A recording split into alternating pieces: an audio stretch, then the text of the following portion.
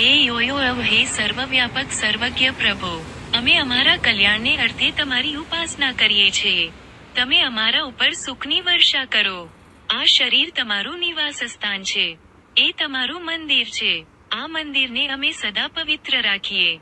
તમે ઉપકાર કરીને અમને મોં, નાક, આંખ, કાન, નાભી, હૃદય, કંઠ, મસ્તક તથા હાથ પગ વગેરે ઇન્દ્રિયો આપી છે. આ ઇન્દ્રિયો વડે અમે સત્કર્મો કરીએ. ખોટા કર્મો વડે અમે તમારા આ મંદિરને અપવિત્ર ન બનાવીએ. તમે અમારા શરીરને બળવાન અને સુખી કરો. હે સંસારના નિયંતા, સર્વશક્તિમાન પ્રભો, તમે તમારી સહજ શક્તિ વડે દિશા અને સમયને, સૂર્ય અને ચંદ્રને, દિવસ તથા રાતને, સમુદ્ર અને પૃથ્વીને તેમજ સંપૂર્ણ વિશ્વને બનાવ્યું છે. તમારા જ્ઞાન અને સત્ય નિયમો વડે આ વિશ્વનું સંચાલન થાય છે. એ વડે તમો સર્વત્ર પ્રગટેલા છો.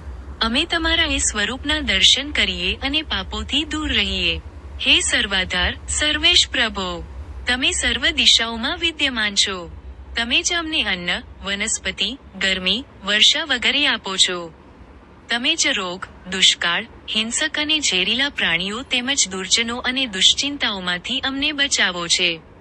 અમે તમને વારંવાર નમસ્કાર કરીએ છીએ. અમારા પ્રત્યે જેઓ દ્વેષ રાખે છે અથવા જેઓ પ્રત્યે અમારો દુર્ભાવ છે તેના ન્યાયને અમે તમારી કૃપા પર છોડીએ છીએ. તમારામાં શ્રદ્ધા રાખી અમે તેમાંથી પાર ઉતરીએ.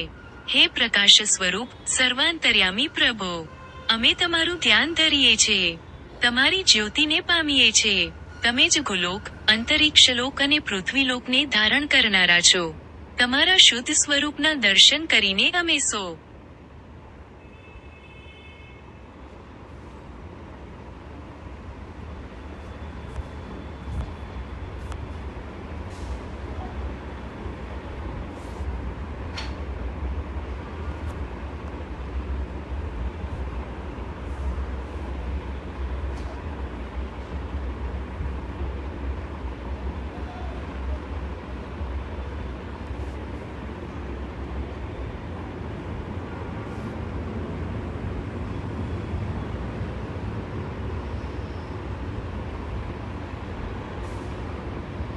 વર્ષનું આયુષ્ય પામીએ. 100 વર્ષ સુધી જોઈ શકીએ, બોલી શકીએ અને સાંભળી શકીએ.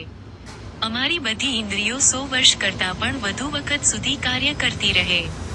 અમે તમારી કૃપાથી દરિદ્ર અને કંગાળ ન બનીએ. હે જગતના ઉત્પાદક પ્રભો, અમે તમારા શ્રેષ્ઠ તેજને પામીએ, જેથી અમારી બુદ્ધિ સન્માર્ગ તરફ વળો. હે કલ્યાણકર્તા, આનંદદાતા, શાંતિપ્રદાતા પ્રભો, અમે તમને વારંવાર પ્રણામ કરીએ છીએ. સંધ્યા હે યોયો સમાપ્ત. હે તે